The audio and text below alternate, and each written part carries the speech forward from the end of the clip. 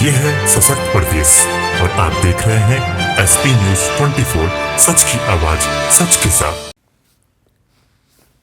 Vidyavati ward 2 के पार्षद कौशलेंद्र द्विवेदी ने अपने क्षेत्र वासियों और पदाधिकारियों और मित्रों को 2021 की बधाई संदेश देते हुए कहा कि जिस तरह हमारे क्षेत्र की जनता ने हम पर पूर्ण विश्वास जताया, वो हमें अपना बेटा समझकर कार्य करने का मौका दिया, जिससे लगातार हम पार्षद बनने के बाद अपने क्षेत्र की जनता तक पहुंचते हैं, वहां लोगों की समस्या सुनकर उसका निवारण भी करते हैं। लगभग आज हमारे कार्यकाल के 3 साल पूरे होने पर समस्त क्षेत्रवासियों को नववर्ष की बधाई देते हुए सभी क्षेत्रवासियों से अपील करते हुए कहा कि स्वच्छता का विशेष ख्याल रखें।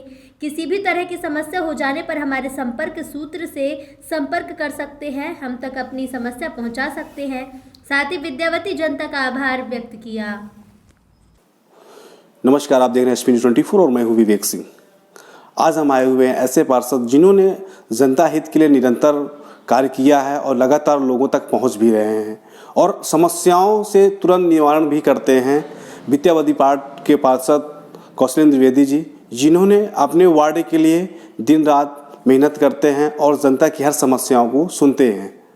आज हम उन्हीं बात करते हैं क्योंकि लगभग 3 साल होते चले आ रहे हैं और 3 सालों में जो अपनी जनता के बीच में अपनी पहुंच बनाई है और लोगों तक जनसंपर्क बढ़ाया है, किस तरह बढ़ाया और किस तरह लोगों के दिलों में राज कर रहे हैं और आगे निरंतर वार्ड के लोगों को क्या क्या देते चले जा रहे हैं, हम ही उन्हीं की जुबानी सुनते हैं क्या है क्या नहीं है।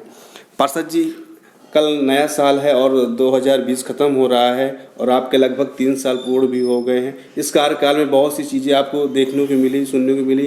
कोरोना जैसा महामारी आई, उसमें आप निरंतर गरीबों तक पहुँचे।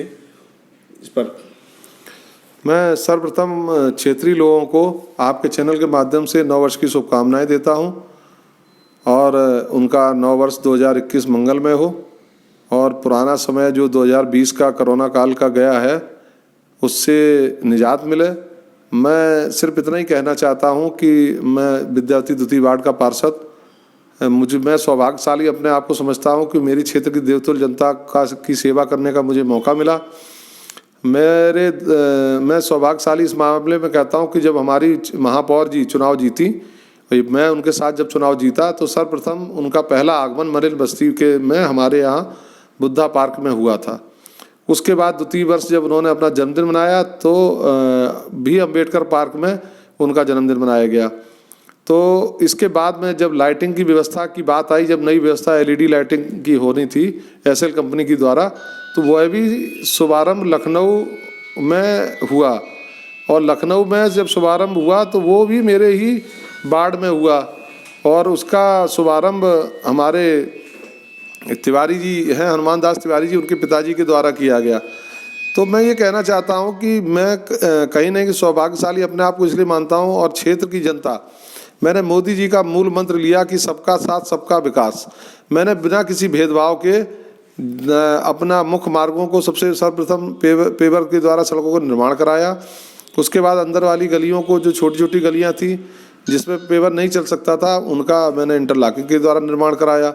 इसके अलावा मैंने अपने क्षेत्र में देखा कि मूल समस्याएं क्या हैं, तो मैंने देखा कि मूल समस्याएं हमारे यहाँ पर ये भी देखा जाता था कि आखिरकार किस नाले का किस तरह से निर्माण हो जिससे जल निकासी सही रूप से हो सके।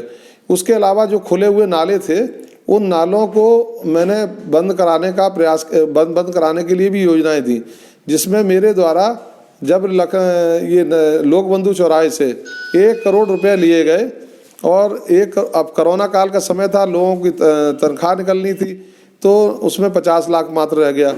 तो तब भी वो आधा नाला अभी हमारा बना है, लेकिन 2-2.5 करोड़ का और प्रोजेक्ट है जो कि 2 साल में मैं चाहूँगा कि पूरा हो जाए। वार्षिक वर्ष हमारा मार्च से शुरू होता है। इसके अलावा हमारे द्वारा एक ग्रुप का गठन किया गया जो कि माननीय पूर्व मंत्री जो हमारे नगर विकास थे खन्ना जी के द्वारा स्वच्छ भारत मिशन, उसकी इकाई यहाँ 15-16 लोगों की बनाई गई थी, जिसके उपाध्यक्ष हमारे प्रमोद कुमार शर्मा जी, संजय जी, यह सब लोग ने एक 250 लोगों का ग्रुप बनाया जो हर गली मोहल्ले में 2 लोग सामाजिक लोग सक्रिय लोग रहते हैं। उस ग्रुप में जो भी समस्याएं क्षेत्र की होती हैं वो डाला करते हैं और उस ग्रुप में जुड़े हुए हमारे नगर निगम के कर्मचारी अधिकारी स्वतः ही संज्ञान लेके उन समस्याओं को ठीक किया करते हैं। इसके साथ ही मैंने लोगों से सहयोग मांगा, लोगों ने सहयोग दिया और मैंने उन लोगों से यह कहा कि जो भी समस्याएं हैं और समस्याओं के साथ समाधान भी हमको दीजिए। उन्होंने समस्याओं के साथ समाधान भी हमको बताए, मैंने उन्हीं के अनुसार कार्य कराया। इसके अलावा पार्कों में गाड़ियां खड़ी होती थी, मैंने अनुरोध किया, लोगों से विनम्र निवेदन किया कि आप लोग समितियां बना लीजिए, पार्क से गाड़ियां हटा लीजिए। उन लोगों ने समितियां बनाई, पार्क से गाड़ियां हटाई। उसके बाद उन पार्कों में मैंने पाथवे, झूले और उनका एक ग्रीन स्माइल संस्था, पहले ठेकेदारी व्यवस्था हुआ करती थी, तो ठेकेदारी व्यवस्था को समाप्त करके मैंने नगर आयुक्त से आग्रह करके ग्रीन स्माइल संस्था को कार्य दिया और जो ठेकेदार काम करते थे उससे 20% बिलो पे मैंने उस ग्रीन स्माइल संस्था को काम दिया, जिसका परिणाम ये हुआ कि हमारे क्षेत्र में जो 40 पार्क थे, जब मैं पार्षद बना तो मात्र 2 पार्क ऐसे थे जो ठीक थे। बाकी इस समय वर्तमान समय 22 पार्क ऐसे हैं जो कि काफ़ी अच्छी दशा में है, जहाँ पर लोग बैठते हैं, उठते हैं, महिलाएं बैठती हैं, बुजुर्ग लोग टहलते हैं, बच्चे खेलते हैं। इसी के साथ में मेरे द्वारा यहाँ पर सुलभ शौचालय का भी निर्माण कराया गया कि जनरल लोग जो आते हैं वो सुलभ एक निर्माणा क्लब के सामने कराया गया, दूसरा मदारी खेड़ा गांव के बगल में कराया गया। एक कॉम्पैक्टर की भी स्थापना की गई जो कूड़ा निस्तारण के हेतु है, वो भी मेरे वार्ड में कराया गया।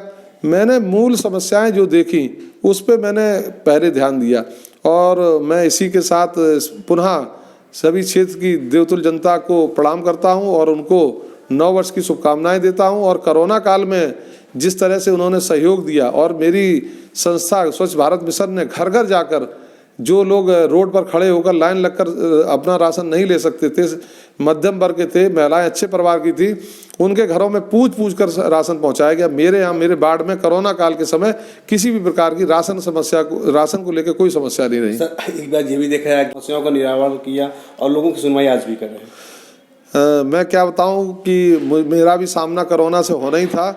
तो मैं जब बीमार पड़ा तो मेरे घर में सभी लोग कोरोना पॉजिटिव हो गए, सिर्फ बड़ा बेटा छोड़कर।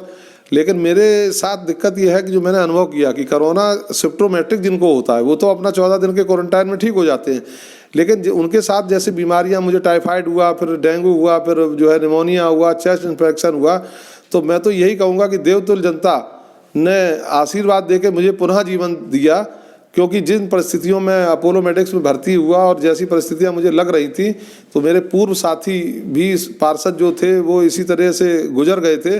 तो मेरे अंदर कहीं ना कहीं ये घबराहट भी रही कि इस तरह की स्थितियां निर्मित हो रही हैं, लेकिन मुझे पूर्ण भरोसा था अपनी देवतुल्य जनता पर और जिन्होंने आशीर्वाद दिया। और मैं तो यहाँ तक कहूँगा कि आप आश्चर्यचकित रह जाएंगे, कुछ लोग तो ऐसे मेरे बुजुर्ग थे जिन्होंने मेरे लिए निरंतर मंदिरों में महामृत्युंजय का स्वतः जाप किया और दूसरे लोगों द्वारा बताया गया कि आपके लिए यह लोग जाप कर रहे थे और लगातार किया। तो वो एक मुझे भावना ऐसी लगी लोगों की कि मुझे बड़ी ऊर्जा मिली, मैं पुनः ठीक हो के आया और उन लोगों के बीच में